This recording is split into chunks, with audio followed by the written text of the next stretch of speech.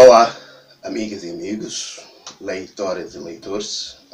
Eu sou Lucílio Manjate, escritor moçambicano, e falo-vos a partir do meu país, de Moçambique. Estou aqui para participar nesta corrente de afetos, neste tempo tão conturbado em que todos nós vivemos, infelizmente, e que nos obriga a ficar em casa,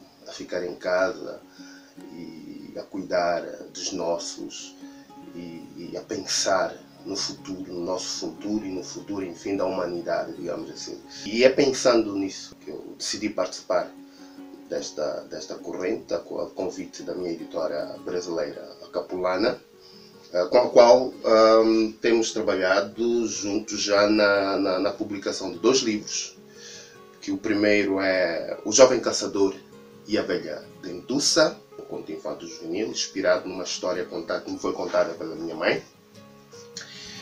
E o segundo é também uma narrativa, que é A Triste História de Barcolino.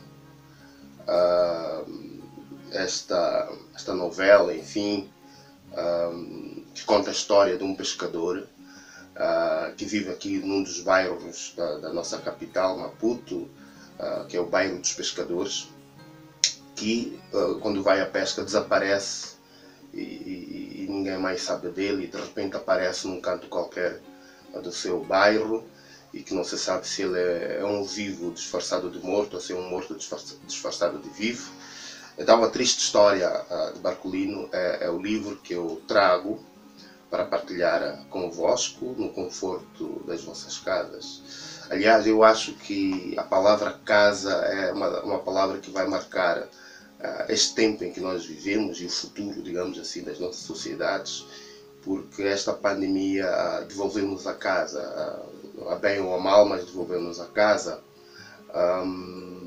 e obriga-nos a renovar afetos e amores e esperanças, digamos assim, porque voltamos, digamos, à nossa condição de gregaridade, uma vez que estávamos muito habituados às correrias das sociedades modernas, se quisermos, e voltar a casa pese embora por uma razão muito triste, como a morte.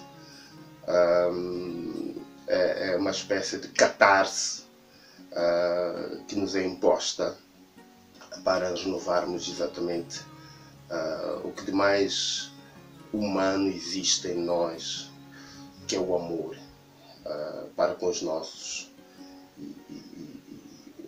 e a capacidade de ter esperanças, digamos assim. Então, é um pouco nesta onda, pensando assim, que eu quero partilhar convosco A Triste História de Barcolino, o homem que não sabia morrer. Eu vou ler o 4º capítulo, que é Uma Triste Estação.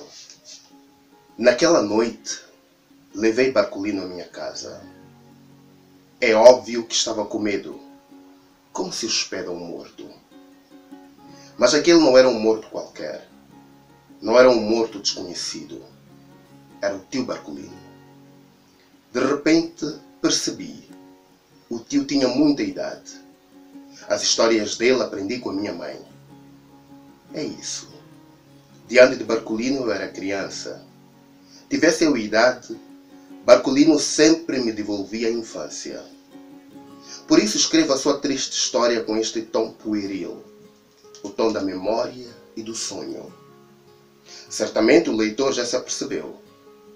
Na verdade, tento manter o equilíbrio. É um pouco isto que Barcolino nos faz, a todos os residentes do bairro.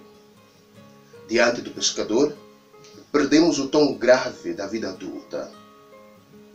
Eu tinha muita curiosidade, mas não me atrevia a perguntar. Por isso prosseguíamos sem palavra. Os mortos devem se habituar ao silêncio, dizia minha avó, quando atravessávamos o cemitério familiar no bairro Luís Cabral.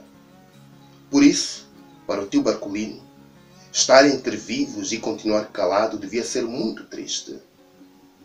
Senti pena dele. Devia querer uma conversa, mas eu tinha medo. Por isso caminhamos mesmo em silêncio. E a minha casa nunca foi tão distante como naquela noite. Será que Barcolino adiava a chegada para ver uma saudosa conversa? Chegamos. Ainda não tinha aberto a porta quando o homem pediu um espelho. Estranhei. Desde que cheguei, ainda não me vi. Explicou. Fomos à casa de banho. Diante do espelho, tive um susto de morte. O homem ao meu lado, de carne e osso, era a própria Magumba no reflexo. Quilos do peixe a ofegar na arritmia das guelras. O olhar, líquido e ausente, era triste. Virei-me para o homem ao meu lado. Tio Barcolino chorava. As razões, só ele. Devia ser um morto muito recente. Ainda não sabia desistir. Desistir desta vida e habituar-se às águas. Ou ensaiava um ser anfíbio. Entre consolar o meu hóspede ou ficar no meu canto, mandei-me embora, resoluto. Não podia passar com aquilo uma noite sequer. Lugar de morte é no cemitério, como de peixe no mar. E este não é o tio Barcolino. É bom o senhor não dormir aqui.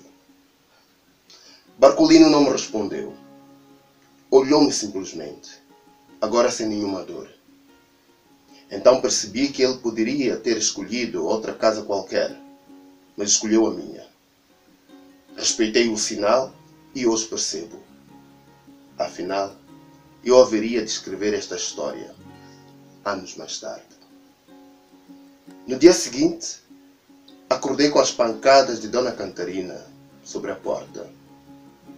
Abri. Vem buscar o meu morto. Fomos ao quarto de Barcolino. A cama estava vazia, arrumada, fria.